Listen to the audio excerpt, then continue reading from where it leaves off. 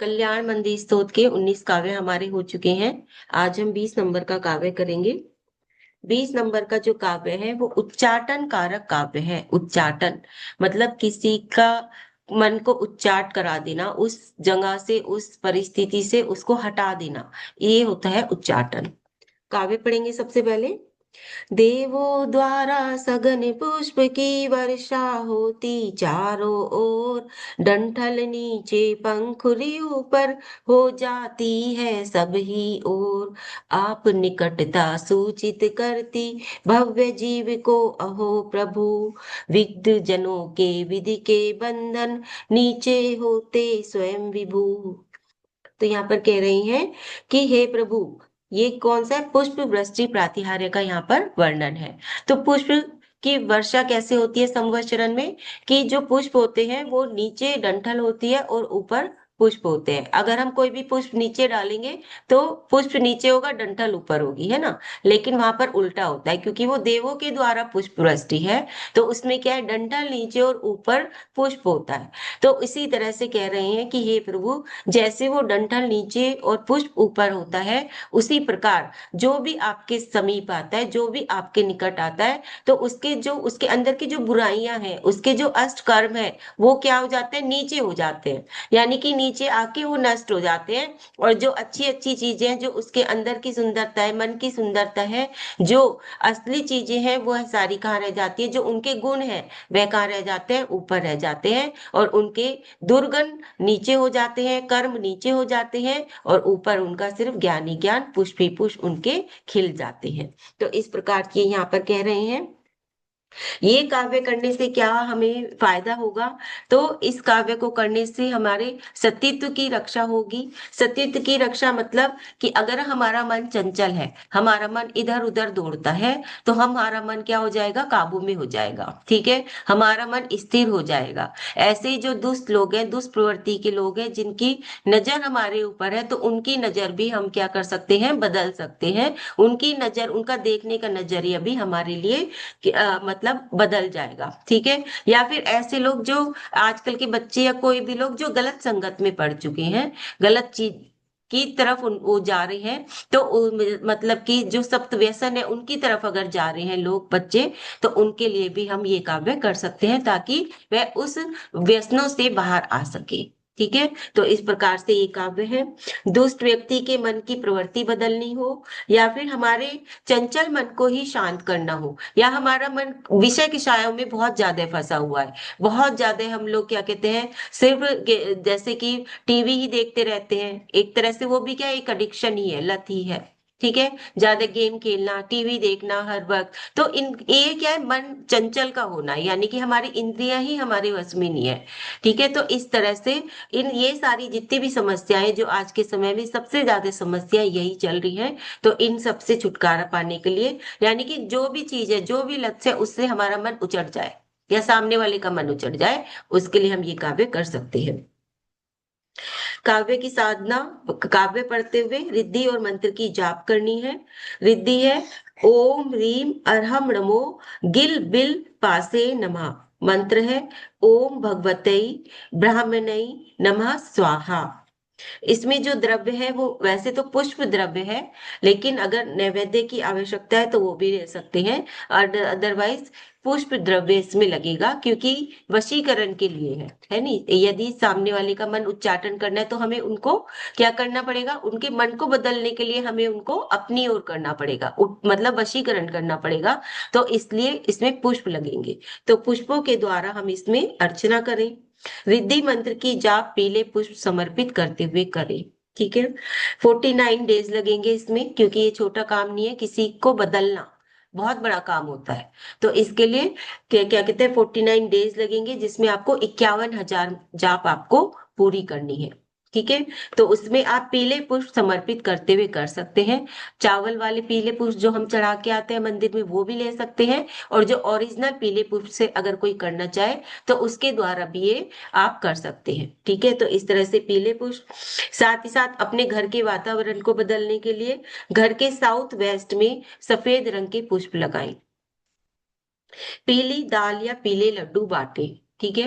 पीली दाल का भी आप वितरण कर सकते हैं, और पीले लड्डू जो होते हैं उनको भी आप बांट सकते हैं। तो इस प्रकार से ये होगा आपका। और इसमें क्या कहते हैं, व्यायाम योग आदि भी लगेंगे, क्योंकि अगर हमें अपने मन को बदलना है, अपनी मन की प्रवृत्ति को बदलना है, तो उसके लिए मेडिटेशन बहुत ज्यादा जरूरी है। या तो आप मेडिटेशन कीजिए, योग का अभ्यास कीजिए, ठीक है। तो इस तरह की चीजें करने के द्वारा ही हम अपने माइंड को बदल सकते हैं। असल तौर पे तो इसमें माइंड सेट थेरेपी लगेगी, कि हम अपने माइंड को बदल रहे हैं या हम सामने वाले के माइंड सेट को चेंज कर रहे हैं, ठीक है। तो वो थेरेपी इससे हो जाएगी, माइंड सेट थेरेपी। तो इसके लिए जरूरी है कि वॉकिंग करें, योगाभ्यास करें, ठीक है, मेडिटेशन करें, और थोड़ा सा स्वाध्याय भी करें, क्योंकि स्वाध्याय करने से हमारा क्या होता है, मन बदलता है। हमारा मन संयम में आता है जब हम स्वाध्याय करते हैं। स्व अध्याय यानी कि अपना ही अध्याय, अपना ही अध्ययन करना, वही स्वाध्याय है। तो उससे क्या होता है कि हम अपने ही मन को काबू में कर पाते हैं स्वाध्याय के द्वारा। जर्नलिंग करें, अगर हमारे बहुत ज्यादा विचार है, हम अपने आप को कंट्रोल नहीं कर पा रहे, कोई ऐसी एडिक्शन है जिस जो हम कंट्रोल नहीं कर पाते, ठीक है। तो उसके लिए उनको बताओ कि जर्नलिंग करो, आप लिखो। जितना जितना लिखोगे उतना उतना आपका मन स्थिर होता जाएगा। तो जर्नलिंग एक ऐसी थेरेपी है जिसके द्वारा हम क्या कर सकते हैं, अपने मन को, अपने मस्तिष्क को काबू में कर सकते हैं। जो हमारा मन कहीं और भाग रहा है तो उसको हम कंट्रोल कर सकते हैं, तो जर्नलिंग कर सकते हैं। सांसों पर नियंत्रण, यानी कि या तो नमोकार मंत्र का श्वासोच्छ्वास के द्वारा अभ्यास करें, या फिर नॉर्मल कोई भी म्यूजिक चला के और ब्रीथ लेना, इन एंड आउट, ये वाला अभ्यास करें, ठीक है, ये कर सकते हैं। ग्राउंडिंग करें, ग्राउंडिंग सभी को आती है करनी, कि कैसे ग्राउंडिंग करते हैं हम लोग। और अपने वातावरण को चेंज करें, जैसे अगर कुछ भी है उसमें कुछ भी नयापन, जैसे अपने कमरे का थोड़ी बहुत सेटिंग चेंज करें, ऐसे करें, मतलब जो पुरानी चीज है उसको एक नई चीज में परिवर्तित कर दें, क्योंकि जब बाहर की चीजें बदलती है तभी हम अंदर से बदल पाते हैं खुद को। तो इसलिए थोड़ा थोड़ा बाहर की चीजों को भी बदलने का प्रयास करें। तो इस प्रकार से ये एक खुशी का प्रतीक पुष्प है। तो पुष्प वृष्टि जब होती है, आप लोग भी जानते हैं, जब हम कोई खुशी के का समय होता है तो हम फूलों के द्वारा वृष्टि करते हैं, है ना। जैसे शादी ब्याह होते हैं उसमें भी हम फूलों के द्वारा वृष्टि करते हैं, महाराज जी वगैरह आते हैं तब भी फूलों के द्वारा वृष्टि होती है। तो एक खुशी का, आनंद का प्रतीक है। तो इसलिए ये काव्य हमें क्या देता है, आनंद देता है, एक खुशी देता है जब भी हम इस काव्य की साधना करते हैं। दिशान, इसमें ईशान दिशान रहेगी, दिशा, समय ब्रह्म मुहूर्त, आसन भगवा रंग या फिर ऑरेंज कलर के आप इसमें पहन सकते हैं, पीले भी पहन सकते हैं। आसन, माला आपकी तुलसी की माला आती है, ठीक है, और रंग पीला। 49 डेज, 51,000 माला। बीजाक्षर है ग्लोम, और स्विच वर्ड है नमो आसी विसाणम। चक्र है मणिपुर, ठीक है, तीसरे नंबर का चक्र है मणिपुर।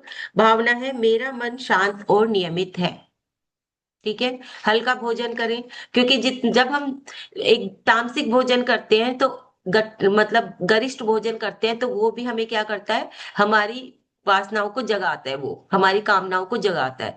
तो इसलिए सात्विक भोजन करें, बिल्कुल शुद्ध भोजन करने का प्रयास करें। तो उससे भी क्या होता है, हमारी जो इच्छाएं हैं वो दबती हैं, उनका शमन होता है। तो इस प्रकार से भोजन का ध्यान रखें, वास्तु का ध्यान रखें, हर चीज का जब हम ध्यान रखते हैं तो अपने आप ही हमारी वो समस्या दूर हो जाती है, ठीक है। तो इस प्रकार से ये काव्य हो गया हमारा 20।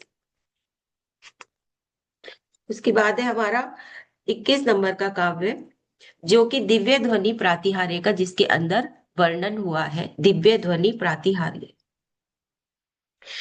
गंभीर हृदय के सागर में प्रभु दिव्य वचन तब मुखरित है।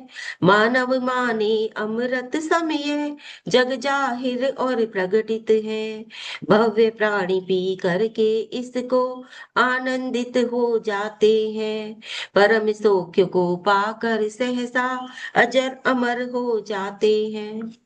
अब यहाँ पर कह रहे हैं कि हे प्रभु, गंभीर हृदय के सागर में जब दिव्य वचन तब मुखरित है, यानी कि जब आपके सागर जैसे हृदय से, यानी कि कितनी गहराई है आपके हृदय में, जब वहां से आपके दिव्य वचन निकलते हैं, यानी कि पूरे ओंकार, पूरे प्रभु की दिव्य ध्वनि कैसे करती है, सर्वांग से गिरती है, वचनों के द्वारा नहीं खिलती, उनकी सर्वांग से वाणी खिलती है। तो कितनी गहराई है कि उनका अंग अंग अपने आप ही बोलता है ना। हम लोग क्या है, भाषा के द्वारा भी हम लोगों को अपनी बात नहीं समझा पाते, बोल के भी हम अपनी बात नहीं समझा पाते, है ना। और वो अपने सर्वांग से बिना बोले ही हर प्राणी को उनकी भाषा में ही अपनी बात को समझा पाते हैं। कितनी तरह के बारे सभाएं होती हैं, और वहां पर हर अलग अलग प्राणी बैठते हैं, जैसे पशु भी है, पक्षी भी है ना वहां पर। और क्या कहते हैं, मानव भी हैं, और क्या कहते हैं, आर्यका माता जी भी हैं, साधु भी हैं। अलग अलग भाषा के वहां पर लोग बैठे हुए हैं, लेकिन उनकी दिव्य ध्वनि कैसी है कि हर प्राणी को अपनी अपनी भाषा में ही वह सारी बातें अपने आप ही समझ में आ जाती हैं। पक्षी को अपनी उनकी भाषा में समझ आ जाती है, पशुओं को उनकी भाषा में समझ आ जाती है। तो इसलिए कह रही हैं कि आपके जो वचन है वो दिव्य ध्वनि की, वो कैसे है, अमृत के समान है। तो जो भी उनको ग्रहण करता है तो वो क्या हो जाता है, वह अजर अमर हो जाता है, यानी कि परमात्म पद को प्राप्त कर लेता है। अब खाली सुनना ही काफी नहीं होता। सुनने का मतलब है कि उन वचनों को सुनो और फिर उनको ग्रहण करो और फिर उनको अपनाओ।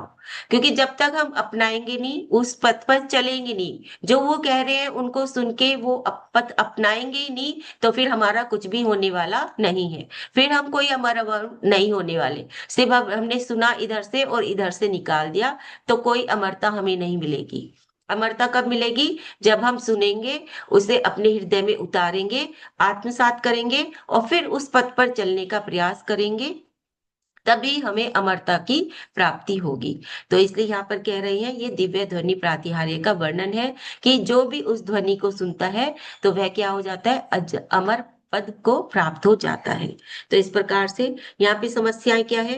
वैसे तो ये जो काव्य है शुष्क वनोपन पवन विकासक काव्य है, यानी कि कोई बाग उजड़ गए हो, ठीक है, शुष्क हो गए हो, जो वन है, पर्वत है आदि, तो वहां पर भी क्या हो जाता है, दोबारा से हरियाली आ जाती है। लेकिन साथ ही साथ कान संबंधित जितने भी रोग हैं, क्योंकि ये दिव्य प्रातिहार्य का यहाँ पर वर्णन है।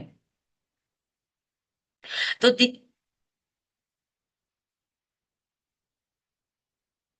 दिव्य प्रातिहार्य का यहाँ पर वर्णन है, दिव्य ध्वनि प्रातिहार्य। तो जब भी हम प्रभु की वाणी सुनते हैं, या फिर आज के समय में समोशरण तो है नहीं, तो हम किन की वाणी सुनते हैं, गुरुओं की वाणी को सुनते हैं, ठीक है। उन्हीं का समोशरण है, उन्हीं की जो सभा लगती है वही हमारे लिए समोशरण है। तो जब भी हम उनकी वाणी को सुनते हैं तो क्या होता होता है, हम उनके ही शब्दों को अगर आत्मसात करके एक या दो चीजें ही अपनानी अपने जीवन में शुरू कर देते हैं, तो हमारा जीवन अपने आप अमरता की ओर बढ़ने लग जाता है। और साथ ही साथ जो हमारे कान संबंधित रोग हैं वो भी हमारे दूर होते हैं। तो ये काव्य के द्वारा हम क्या कर सकते हैं, अपने कान संबंधी समस्त रोगों का निवारण कर सकते हैं। हमारे पेड़ पौधे घर में नहीं चल रहे हैं, तो इस काव्य को पढ़ते हुए हम उनको हीलिंग दे सकते हैं, ठीक है। जो कि पेड़ पौधे मुरझा गए हैं, मरने वाले हो रहे हैं, तो ऐसे अब हम किसी बाग बगीचे में तो जाएंगे नहीं, किसी वनों में तो जाएंगे नहीं। तो हमारे जो वन है, हमारे जो बाग बगीचे, वो क्या है, हमारा घर ही है, और उसमें लगने वाले हमारे पेड़ पौधे ही हैं। तो हम उनको हीलिंग दे सकते हैं इस काव्य के द्वारा। साथ ही बच्चों में जो बौद्धिक क्षमता है, अगर वह कम है तो वह भी इससे तेज होती है। क्योंकि जब हम दिव्य ध्वनि को सुनते हैं तो क्या होता है, हमारे ज्ञानवर्ण कर्म का क्षय होता है जब भी हम जिनवाणी को सुनते हैं। तो जब ज्ञानवर्ण कर्म का क्षय होगा तो उससे क्या होगा, हमारी बौद्धिक क्षमता बढ़ेगी, हमारा ज्ञान उजागर होगा। तो देखिए, एक ही काव्य कितनी सारी चीजों को लेके आ रहा है, तीन तीन चीजों को लेके आ रहा है। हमारे पेड़ पौधे वन उपवन भी वो हो रहे हैं, पल्लवित हो रहे हैं। हमारी कान संबंधी समस्याएं भी दूर हो रही हैं, कान के समस्त रोग। साथ ही साथ हमारी बौद्धिक क्षमता भी बढ़ रही है, यानी कि हमारे ज्ञानावरण कण क्या हो रहा है, वो हमारा धीरे धीरे कम होता जा रहा है और हमारी बौद्धिक क्षमता बढ़ती जा रही है। तो एक ही काव्य से हम क्या कर सकते हैं, तीन तीन चीजें हम यहाँ पर कर सकते हैं। इसमें काव्य पढ़ेंगे, रिद्धि और मंत्र की जाप होगी 108 दिन। उसमें आपको 1.25 लाख जाप इसमें आपको पूरी करनी है 108 दिन में, ठीक है। तो रिद्धि है ओम रीम अरहम नमो पुफियम तरु बत्ते नमः। मंत्र है ओम भगवते पुष्प पल्लव कारिणी नमः स्वाहा। अब इसमें आप लगा लीजिए, ये तो एक वन और जो उपवन है उसके लिए है कि आप 108 दिन इस करें किसी भी चीज को। कोई बगीचा है, कोई बड़ी चीज है, और वहां पर आपको हीलिंग देनी है मान लीजिए, तब आप इतने दिन कीजिए। लेकिन अगर कान संबंधी समस्याएं हैं तो आप कम दिन भी कर सकते हैं। ठीक है, तो उसमें आप अपनी इंट्यूशन लगा लीजिए, आपको अपने आप ही आएगा कि हम कितने दिन इस ये काव्य पढ़ सकते हैं, 21 दिन, या हम कितनी जाप करें। ठीक है, तो जो भी रोगी है उसके अकॉर्डिंग आपकी खुद की इंट्यूशन आनी चाहिए कि हम कितने दिन में इसको हील कर पाएंगे। क्योंकि 108 दिन बहुत होते हैं, तो आप कम दिन में भी ये कर सकते हैं कान के रोग आदि के लिए। ठीक है, और विधि है इसमें रिद्धि मंत्र की जाप। और इसमें हमने जो द्रव्य लिया है वो अक्षत लिया है, यानी कि अक्षत के द्वारा हम इसमें करेंगे। तो रोगी, जो भी रोगी है, उसके वजन जितना अक्षत दान कर सकते हैं। अगर कोई बड़ी समस्या है, जैसे बहरापन है, किसी के कान एकदम से खराब हो गए, बहरापन आ गया, उनको सुनना बंद हो गया, तो ये क्या है, एक बड़ी समस्या है ना। तो उसके लिए हम क्या करें, उनके वजन के बराबर हम अक्षत दान कर सकते हैं, और उसमें हमारे 108 दिन की साधना चलेगी। यानी कि इतने दिन तो हमें चाहिए ही चाहिए। तो बड़ी चीज बड़ी, अगर बड़ा रोग है तो बड़े काम कीजिए, बड़ी चीज कीजिए। छोटा रोग है, अगर कोई छोटी सी समस्या है, कोई कान की वैसे ही समस्या है कि कान में क्या कहते हैं स्वेलिंग आ गई है, या कान में कोई फुंसी आदि निकल गई है, कोई भी छोटी समस्या है, तो उसके लिए आप कम दिन कीजिए। तो इस तरह से करेंगे। फिर है प्रभु की दिव्य ध्वनि सुनी।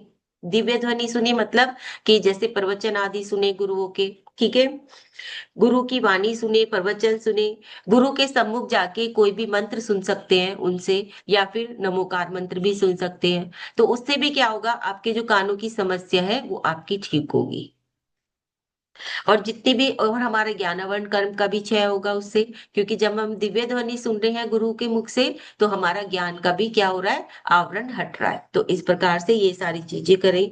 दिशा है इसमें पूर्व, समय है ब्रह्म मुहूर्त, आसन सफेद, माला स्फटिक मणि की, रंग भी सफेद, दिन 108, और जाप संख्या 1.25 लाख।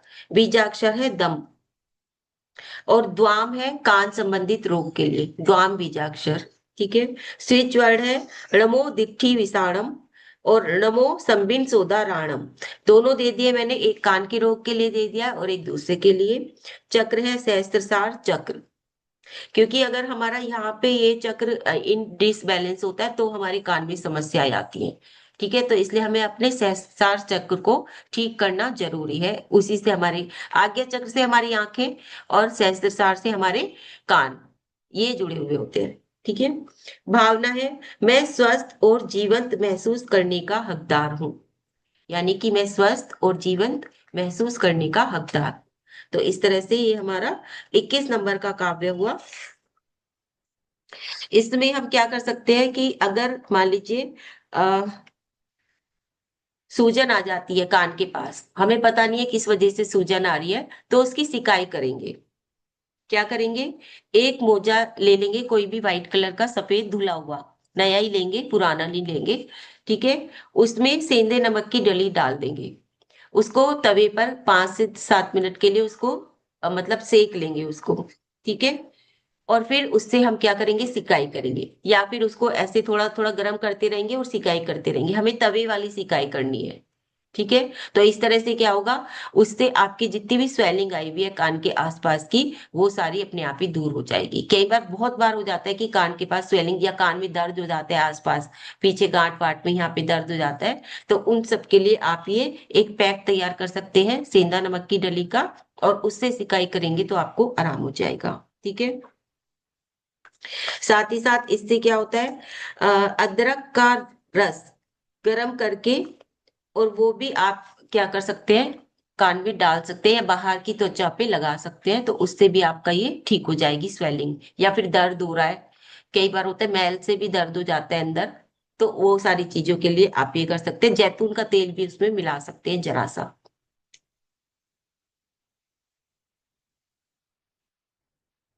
ठीक है, तो इस तरह से ये आपका आज 21 नंबर का भी काव्य हो जाता है। आज हम दो ही काव्य लेंगे। और अब हम संस्कृत में पढ़ेंगे 20 और 21 नंबर का काव्य।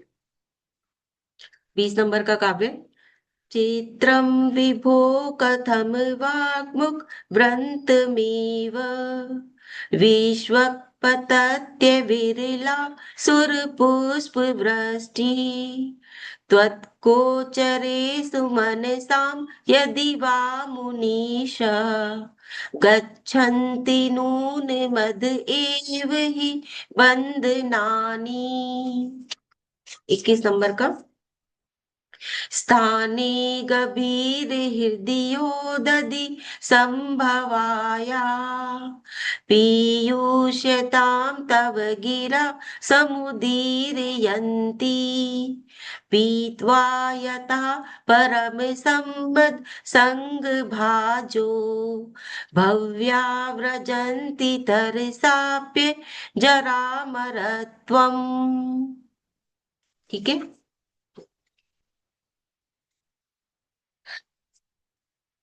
चलिए अब जाप कर लेंगे। सभी लोग आराम से बैठेंगे, आंखों को कोमलता से बंद, कमर को एकदम से सीधी रखेंगे।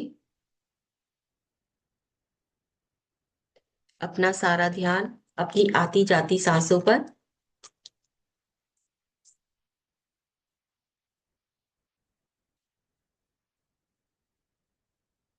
और उस सांस के साथ इन बीजाक्षरों को अपने अंदर आत्मसात करेंगे। ओम सम्यक दर्शनाय नमः। ओम सम्यक ज्ञानाय नमः। ओम सम्यक चारित्राय नमः।